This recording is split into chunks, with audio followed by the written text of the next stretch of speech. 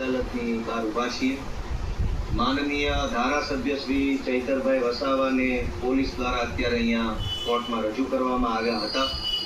પોલીસે અમારા હાથમાં જે 5 દિવસની રિમાન્ડ અરજી કોર્ટને આપી અને વિવિધ પ્રકારના 14 જેટલા મુદ્દાઓ લખ્યા. આ મુદ્દો, તે મુદ્દો, ફલાણો મુદ્દો, અને 14 મુદ્દા આધારે પોલીસે 5 દિવસના રિમાન્ડ માંગવાની અરજી આપી.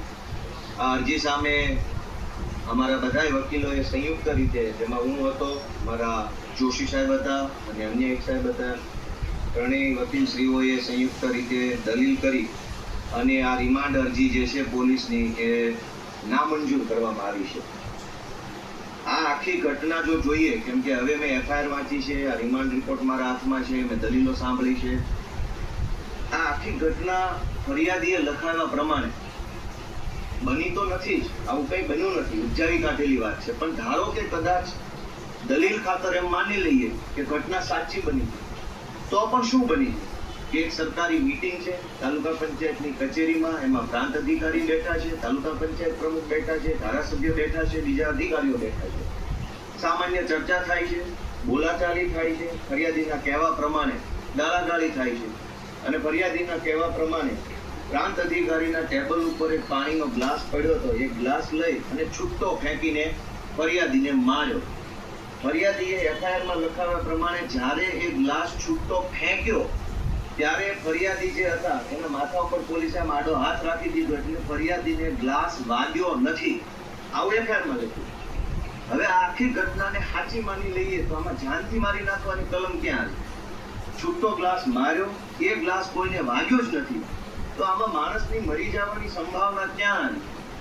307 એટલે કે નવી કલમ એની જે છે 109/1 કાઉન્સ કે જાનથી મારી નાખવાની કોશિશ કરવાનો ગુનો છે. પણ છૂટો ગ્લાસ માર્યો અને વાગ્યો કોઈને નથી, તો જાનથી કેમ મરશે માણસ? મરવાનો નથી, મરવાની કલમ કેવી?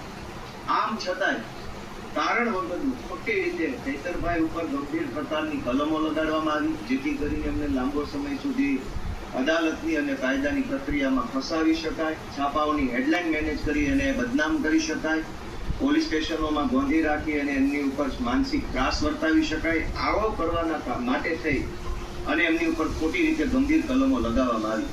હકીકત તો એ છે કે ચૈતર વસાવા જ્યારથી ચૂંટણી જીત્યા છે ત્યારથી માત્ર આદિવાસી સમાજ નહીં, ગુજરાતભરના યુવાનો માટે, મહિલાઓ માટે સતત અવાજ ઉઠાવે છે. વિધાનસભાથી લઈ સડક સુધી જ્યાં બોલવું પડે, જે રીતે બોલવું પડે એ રીતે બોલી અને લોકોને જગાડવાનું કામ ચૈતરભાઈ વસાવા કરી રહ્યા છે.